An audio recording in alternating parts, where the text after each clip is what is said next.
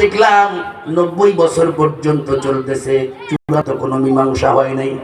এজন্য আমি চাইতেছি যত পুরান কেস আছে সমস্ত কেস দফা করব, সব কেস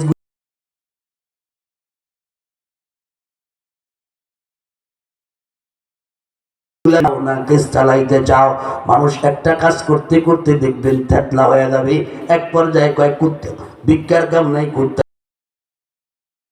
ঠিক নেই কয় আগে কুত্তা কেনা ভিক্ষা যা পাই আর না পাই। সকলে বললে হ্যাঁ চাই, তবে সঠিক রায় চাই। তাহলে সঠিক রায়টা আমি দেওয়ার জন্য আপনার চেষ্টা করব, তবে আমার জন্য একটা শর্ত আছে। আগামী অমুক তারিখে তোমাদের তারিখ ধার্য করা হলো, তবে এত মানুষ আমি কাঠগড়ায় উঠাবো না, এত সাক্ষী আমি চাইবো না। আমি একজন সাক্ষী চাই, যে সাক্ষী তোমাদের এলাকার মধ্যে সবচেয়ে প্রবীণ হবে, বেশি বয়সের হবে। তোমাদের এলাকার মধ্যে যার বয়সটা একেবারে বেশি, এই লোকটা হতে হবে। এলাকার লোক এই সিদ্ধান্ত মেনে, জাজের এই সিদ্ধান্ত মেনে চলে আসলেন। হিন্দুদের মুখটা মলিন হয়ে গেল, মুসলমানদের মুখটা হাস্যোজ্জ্বল হলো। কারণ হলো গিয়া ওই সময় ওই এলাকার মধ্যে যে লোকটার বেশি বয়স, তিনি ছিল একজন মুসলমান। কি ছিল? আরো ধরে খালি মুসলমান নয়, তিনি ছিলেন বড় মাপের একজন আলেম মুহাদ্দিস। শুধু মুহাদ্দিস নয়, বড় একজন আল্লাহর ওলি। যেন তেন লোক নয়, হযরতে শাইখুল হাদিস জাকারিয়া রাহমাতুল্লাহর পিতা হযরতে ইয়াহইয়া রাহমাতুল্লাহ আলাইহি। মানুষগুলা বড় খুশি হয়ে গেছে, সিদ্ধান্ত রায়টা মুসলমানদের পক্ষেই পড়বে। এই জায়গার উপরে আমরা বড় করে মসজিদ বানাইব, কারণ একজন আলেম তো মুসলমানের বিপক্ষে সাক্ষী দিতে পারে না, মুসলমানের পক্ষেই দিবি। একজন আলেম তো মসজিদের বিপক্ষে কথা বলতে পারে না, মসজিদ হওয়ার স্বার্থে সাক্ষীটা ঠিক মতো দিবি। এজন্য মুসলমানরা বড় খুশি হয়ে গেছে। পরবর্তী দিন, যেদিন দিন ধার্য দিন ছিল, ওই দিনে মুসলমানরা গাড়ি বইরা, কেউ যায় হুন্ডা বইরা, কেউ যায় টমটম নিয়া, কেউ যায় অটো নিয়া খুশিতে দেখার জন্য। হিন্দু সম্প্রদায় যারা ছিল তারা অল্প কিছু মানুষ, তাদের বুঝ হয়ে গেছে সিদ্ধান্ত মুসলমানরাই পায় গেছে, লাভ নাই লাভ নাই, অতএব কিছু লোক যাওয়া দরকারের জন্য যাইতে হবে। এই হিসেবে দুই গ্রুপ গেছে, পুরা কোটের চত্বর ভরপুর হয়ে গেছে। ঠিক মতো জাজ ইজলাসে বসে গেছেন। কেস যখন ইজলাসে বসে যাওয়ার পরে কেসের ফাইল যখন জাজের সামনে গেছে, জাজ বলতেছে, ও মুসলমানরা, ও হিন্দুরা, আমি বলছিলাম একজন মুরব্বী আনসনি, প্রবীণ বয়সে, যে তাকে আনসনি কয়। হ হুজুর, আমরা কয় এই যে মুহাদ্দিস সাহেব এনেছি, কয় তাহলে তাকে সামনে খাড়া করায়া দাও।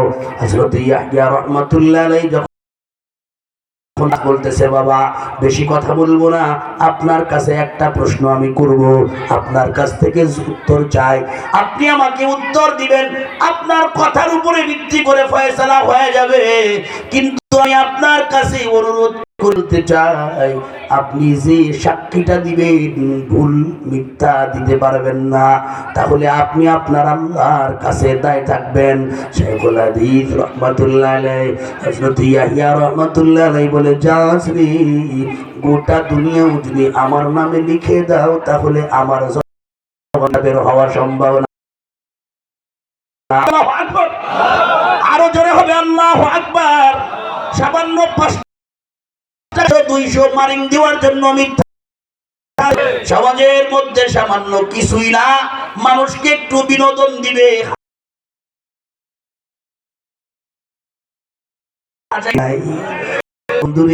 আল্লাহর বান্দা দাঁড়ায় যখন এই কথা বলে গেলেন, আল্লাহু আকবার, জাজ বললেন, বাবা তাহলে ঠিক আছে, আপনি তো দীর্ঘদিন পর্যন্ত গ্রামে বসবাস করেন, আসলে বলেন না এই জায়গাটা কি মুসলমান নাকি হিন্দু, কাদের আসলে অরিজিনাল কাদের জায়গা?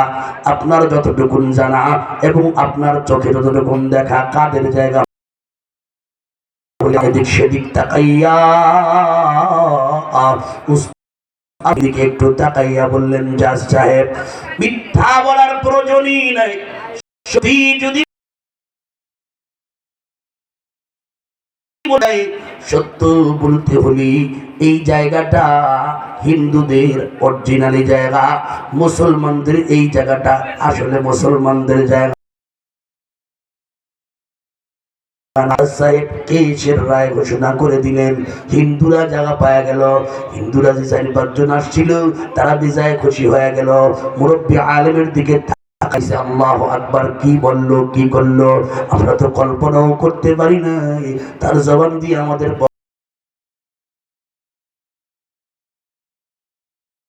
মুসলমানরা শুধু বেগার হয়ে নাই, কেউ তো কোর্টের মধ্যেই হযরতকে ধরে, কেউ বলে ওনারে ধর এইখানে বিচার করিয়া সারি। এটা আবার কেমন মার্কা হুজুর, মসজিদের পক্ষে সাক্ষী না দিয়া মন্দিরকে মহাব্বত করতেও আমাদের সময় লাগে না, আবার পায়ের নিচে পিষা মারতেও সময় লাগে না। জোরে বলেন ঠিক কিনা? আবার কেউ কেউ বলে না এই কোর্টের মধ্যে এরকম করা যাবে না, উল্টা পাল্টা করলে তাহলে কিন্তু 14 শিখে বলে বলাবে। আগে আমরা বাড়ি যাই, তারপরে সিদ্ধান্ত করবো হুজুর যাইবে কই, হুজুর আর কই যাইবে, আমাদের হাতের নাগালেই আছে। এরকম বলা বলি করিয়া বাড়ি পর্যন্ত আসছে। মুসলমানরা এক হয়ে কেমনে তারে মারা যায়, কিভাবে তারে ধরা যায়, কেমন করে অপমান করা যায়, কেমন করে তারে বিচার করতে হয়। কেউ কেউ বলে এই 85-90 বছর পর্যন্ত যত কোটি টাকা এর পিছনে খরচ হয়েছে ওনার উপর দায় দাঁড়া করে। কেউ বলে না ওনারে ধরো মারো, অপমান করে দাও, সমাজের মধ্যে চিহ্নিত করে দাও। আল্লাহর গোলাম বিভিন্ন কথা শুনছেন কিন্তু কিছু বলেন নাই। এশার নামাজের পরে আল্লাহর গোলাম ঘরের মধ্যে যাইয়া খাবার খাইয়া, আল্লাহর গোলাম এশার নামাজের পরে মুসাল্লা বিছাইয়া, যাই নামাজ বিছাইয়া আল্লাহর কাছে দাঁড়ায় গেছি। আল্লাহু আকবার। নামাজের মুসাল্লায় দাঁড়াইয়া কখনো নামাজের মধ্যে ব্যস্ত সময় কাটায়, কখনো দোয়ার মধ্যে ব্যস্ত সময় কাটায়। রব্বুল আলামিনের কাছে যত আকুতি আছে সব বলে দেয়। আল্লাহর গুণ করতে করতে গভীর রাত, একেবারে রাত যখন শেষ প্রহরে চলে এসেছে, আল্লাহর গোলাম তারপরে যখন দোয়া শেষ করলেন তখন উনি অনুভব করলেন পুরা বাড়ির আশপাশে যত জায়গা আছে সব লোকারণ্য। এজন্য জানলার ফাঁকা দিয়ে তাকায় দেখলেন জ্যোৎস্না রাত, যে মানুষ নাই, পুরা বাড়িতে লোকে লোকারণ্য হয়ে গেছে। আল্লাহর গোলাম ভয় পেয়ে গেছেন। বাহির থেকে আওয়াজ দিছে, হুজুর একটু দরজা খুলেন। ভিতর থেকে হুজুর বলতেছেন তোমরা কারা রে বাবা? বাহির থেকে বলতেছে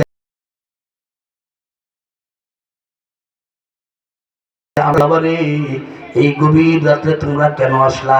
আমি তো তোমাদের বিপক্ষে সাক্ষী দেই নাই, আমি তো সত্যি সাক্ষী দিছি। এই রাত্রে কেন?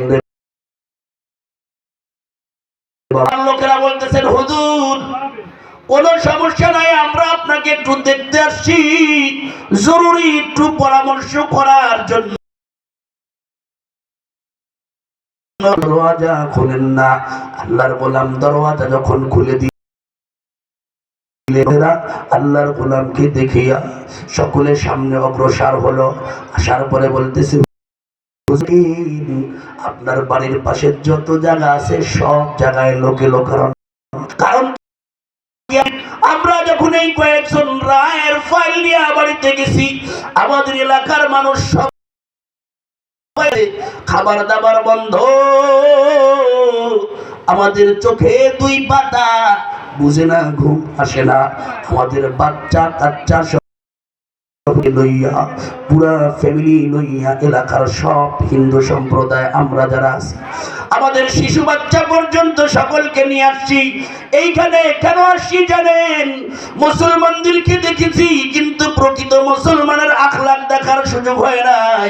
আজকে যখন আপনার মুসলমানি আখলাক আমাদের সকলে বলতেছে এই সমাজে আর থাইকা লাভ নেই, দুনিয়ার মধ্যে যদি থাকতে হয় মানুষ হয়ে থাকবো, চলো মানুষ হওয়ার জন্য হুজুরের দুয়ারে যাই। আমরা সবাই প্রকৃত মানুষ হওয়ার জন্য আপনার গোসল করে আসি, আমাদেরকে কালিমা পড়ে দেন। আমরা থাকতে চাই না, প্রকৃত মালিক দূরে দূরে থাকতে চাই না। আমাদেরকে কালেমা পড়া আপনার মতো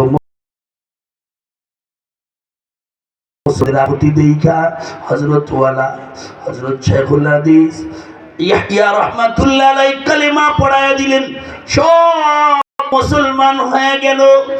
এমন সময় পাশের মহল্লা থেকে আজানের ধ্বনি আসতেছে, আসসালাতু খায়রুম মিনান নাওম, আসসালাতু খায়রুম নাওম। নতুন মুসলমান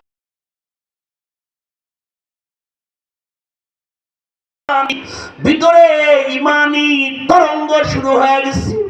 আযান কানে শোনার পর উপর নেতৃত্ব স্থানীয় লোকগুলা হুজুরের হাত ধরে বলতেছে, হুজুর আমরা আল্লাহর গোলাম হয়ে গেছি, ইমানের পরে আল্লাহর হুকুম মানা আমাদের দায়িত্ব। প্রথম হুকুম হলো নামাজ আদায় করা। যেহেতু ফজরের আজান দিয়ে দিছি, আমাদের নামাজ পড়া দরকার। আপনিও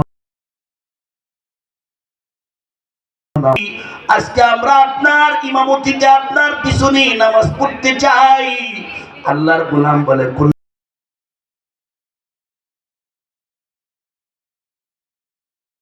গোলাম যখন প্রস্তাব দিলেন, লোকগুলা বলল, না না না না, এইখানে আপনার ইমাম কোন জায়গায় পড়বা? ওই যেই জায়গার রায়টা আমরা আজকে দিনের বেলা পেয়েছি, ওই ভাবে মসজিদ বানায় নামাজ পড়তে চায়। দোস্তরে আমার, এ হলো মুসলমান। আল্লাহর রাসূল বলেন, জীবন ভর যত কথা বলবা, কথা বলো, সত্যবাদী হয়ে যাও। ও আমার উম্মতের পুরুষেরা সত্যবাদী হও, ও আমার উম্মতের নারীরা সত্যবাদী নারী হয়ে যাও। তৃতীয় নম্বর, আল্লাহর রাসূল বলেন,